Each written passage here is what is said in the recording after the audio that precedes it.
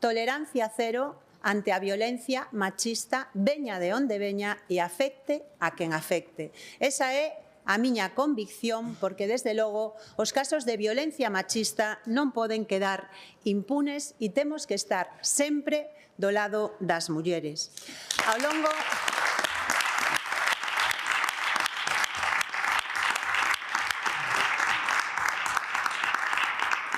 Ao longo deste 2025 coñecemos comportamentos machistas repugnantes e eu creo que hai que decir sin medias tintas que a resposta que se lles deu non estivo á altura cando afectou a responsables políticos. Que van facer na Diputación de Lugo se o día 14 o señor Tomé é necesario para que o PP non goberne a Diputación de Lugo? Que van facer?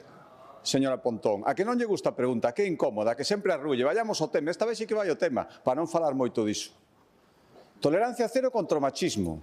E hai poucas semanas, o 25N, van vostedes a rodear a sede dun partido, que é o Partido Mayoritario en Galicia, e a acosar as mulleres que estaban ali traballando, e vostede é incapaz de condenalo. Pero que tolerancia cero? Tolerancia cero contra o machismo.